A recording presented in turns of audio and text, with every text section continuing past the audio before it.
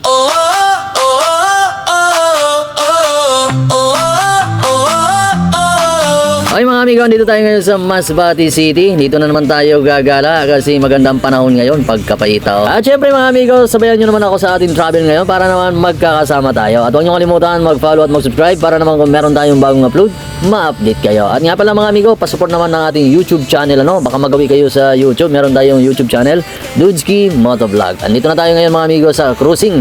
Ayan at kung mapapansin nyo, may barandillas na. Barandillas, may gugal isang barrier na sa tungasang kamino mga amigo. Kaya pag pumunta kayo dito sa Masbate City, ayan, magugulat na lang kayo. Meron nang nakalagay dyan sa gitna. Ayan, so hindi ka na basta-basta makakaliko pabalik Bakit nga ba nilagyan ng barandillas, barrier, yan sa gitna mga amigo? Kasi pag magka-checkpoint, wala na atrasan, duro-diretso na pagkapaita. Kaya paldo ang ating kapulisan pag nagka-checkpoint, pagkapaita. So ayan mga amigo, dito na tayo sa Crossing Nursery. Ayan sa ating mga babayan, mas batin nyo dyan na hindi na nakakauwi ng ating bayan. Andito na yung bayan nyo, o bayan pala natin pagkapaita. So ayan mga amigo, sasabayan nyo na lang yung ating gala. Uy nga pala, shoutout kay Reno Palomar. Ayan content creator ng Masbate City.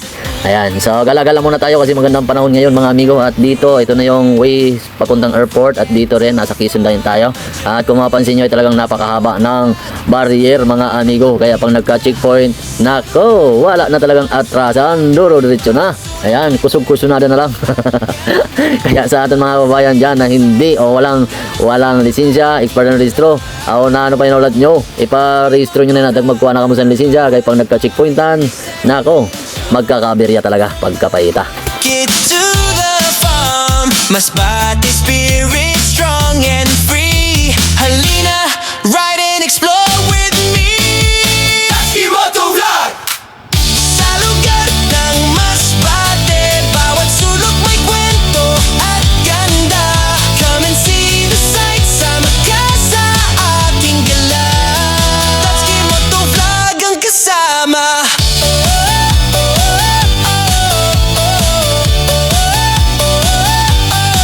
Dito naman tayo mga amigo sa Rosero Street. Ayan, silipin naman natin kung ano yung mga pagbabago dito pagkapaita. So kung makapansin nyo, walang barrier sa gitna, maaliwalas ang kalsada pagkapaita. So ayan mga amigo, So kung makapansin natin dun sa Quezon, talagang napakahaba ng barrier na nilagay nila sa gitna mga amigo.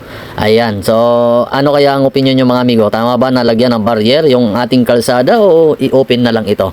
Ayan, kung ano yung opinion mo, comment down below para naman mabasa namin. At sa palagay ko, dahil bakit nilagyan nila ng barrier sa gitna yung Quezon, para maiwasan lagi yung aksidente mga amigo.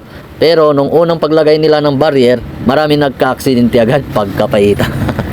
Pero hindi kasi siguro nila napansin na meron ng barrier Pero sa Manila mga amigo, kung mapapansin nyo, merong mga barrier na nilalagay sa kalsada. Bakit nilalagyan ng barrier yung kalsada? Kasi para sumunod yung mga motorista sa batas trapiko. Katulad na lang yan, pag wala kang lisensya, pag nakita mo na meron checkpoint sa harap, nako, liko agad pagkapaita. Pero ngayon, dahil meron ng barrier sa kalsada, so matitrace na nila kung sino yung hindi sumusunod sa batas trapiko mga amigo.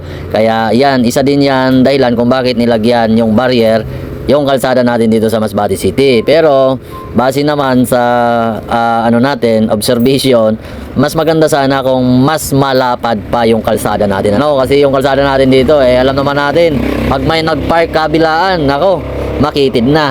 Ayan, so maganda sana, yan lang naman ang opinion ko, maganda sana kung mas malapad pa yung kalsada natin. So yan lang yung opinion ni Dudesky Motovlog mga amigo. So kayo, anong opinion nyo? Paki-comment nyo dyan para naman mabasa namin pagkapaita.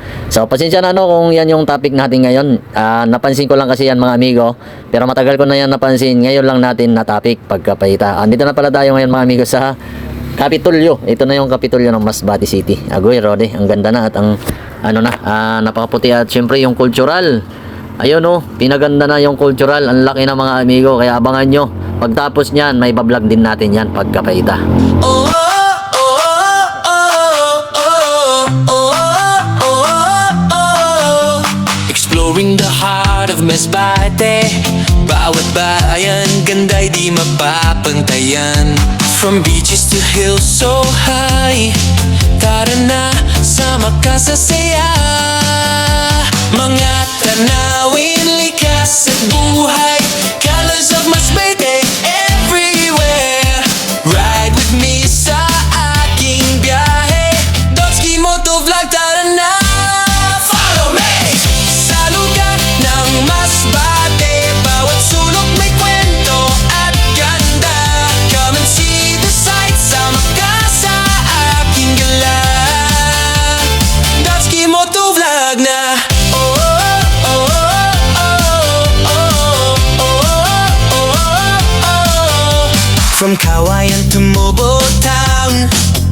mas Ay mga amigo, bago natin tapusin yung ating video, ayan, shoutout muna tayo. Shoutout kay James Ariñapo at kay Bibina Kidato at kay Hilda Parado, mega shoutout. At syempre kay Lalane Lance, shoutout po. At kay Bico Richard Briones, mega shoutout. Kay Luisito Talavera Vlog, uy amigo, mega shoutout.